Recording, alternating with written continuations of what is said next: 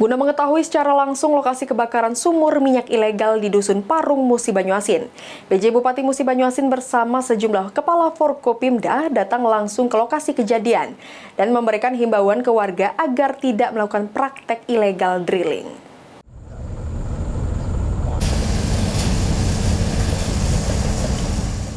Guna mengetahui secara langsung kondisi kebakaran sumur minyak ilegal di Dusun Parung, Desa Sri Gunung, Kecamatan Sungai Lilin, Musi Banyuasin, PJ Bupati Musi Banyuasin bersama Kapolres, Dandim dan unsur terkait lainnya mendatangi lokasi sumur minyak ilegal tersebut.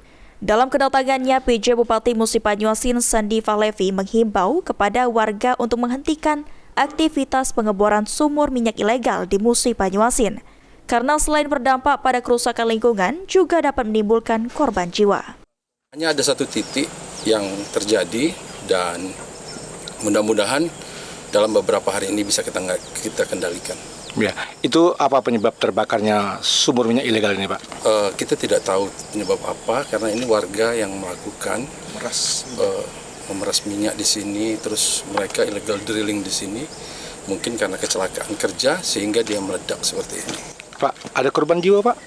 Dalam kita baru ini dapat informasi hari ini ada 1 orang korban jiwa yang sudah kita evakuasi ke Puskesmas Sungai Lilin, dan kita juga berupaya bersama tim yang lain, ada Polairut juga sudah menyisir sungai.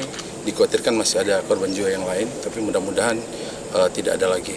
Himbauan apa kepada masyarakat pelaku illegal drilling di Musi Banyuasin ini? Kami berharap selaku pemerintah agar kegiatan ini bisa dihentikan, karena kita ketahui bersama dampaknya sangat cukup besar, ada korban jiwa, kerusakan lingkungan, dan nantinya ada dampak-dampak lain yang sangat merugikan. Aktivitas ilegal drilling di Musi Banyuasin tidak dapat dilepaskan dari kehidupan warga Musi Banyuasin, di mana aktivitas ini telah menjadi tumpuan hidup dari ribuan warga yang mengandalkan sumur minyak.